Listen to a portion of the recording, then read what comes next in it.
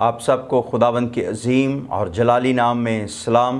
मेरा नाम पादरी डेविड है और आज मैं बिलीव ऑन गॉड टीवी में जो इसमें एक सेगमेंट है ज़िंदगी का दरिया, तो उसमें मैं अंजील की मनादी कर रहा हूँ और इस कलाम को रिकॉर्ड करवा रहा हूँ, मैं आप तक खुदा का ज़िंदा कलाम पहुँचा सकूँ।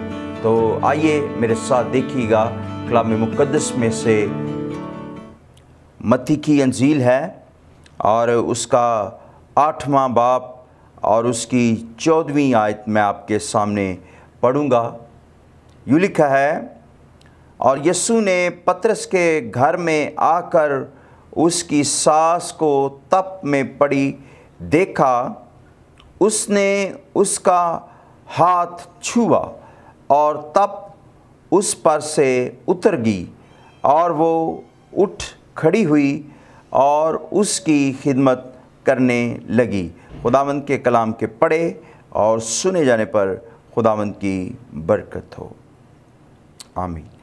मेरे अज़ीज़ों, यहाँ पर यीशु मसीह कुफ्रे नहूम में आते हैं और वहाँ पर वो खिदमत गुजारी का काम कर रहे हैं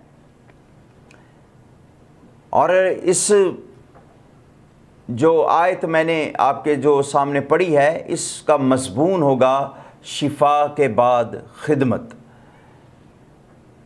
और यहाँ पर हमें मिलता है कि जब यीशु मसीह खिदमत गुजारी का काम कर रहे थे, खिदमत कर रहे थे, तो वो कुफ्रे नहूम में दाखिल होते हैं और मेरा ख़्याल है कि जब वो खिदमत करके थक गए होंगे तो शायद पतरस ने कहा हो कि आप मेरे घर में चलें, वहाँ पर हम खाना खाते हैं, या हो सकता है कि हम वहाँ पर थोड़ा सा आराम कर लें।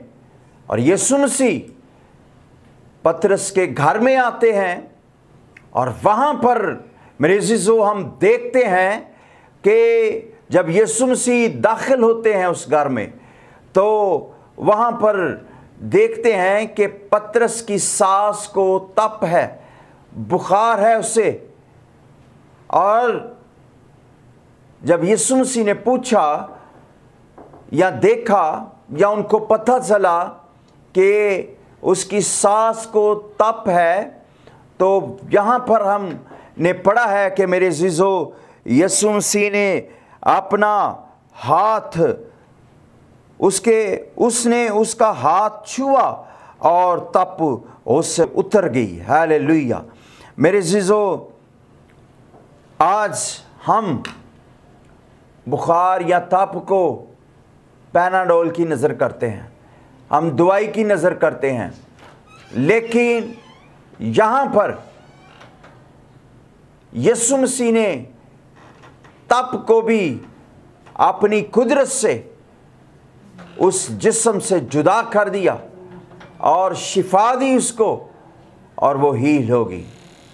लेकिन इस सारे चैप्टर में से, इस पूरी आयत में से मैं जो बात आपके साथ शेयर करना चाहता हूँ, तवज्जो दिलाना चाहता हूँ, वो मेरे अज़ीज़ों ये है कि उसको शिफा मिली है, यीशु ने उसको छुआ है, यीशु ने उसे शिफा दी है। लेकिन शिफा के बाद जो असल काम उसने किया है वो ये है कि मेरे अज़ीज़ों, हमने पढ़ा है कि वो उनकी खिदमत करने लगी।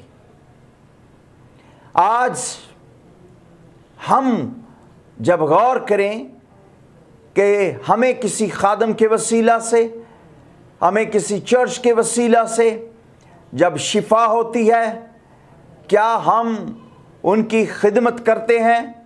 क्या हम उस चर्च की खिदमत करते हैं? क्या हम उस पास्टर की खिदमत करते हैं?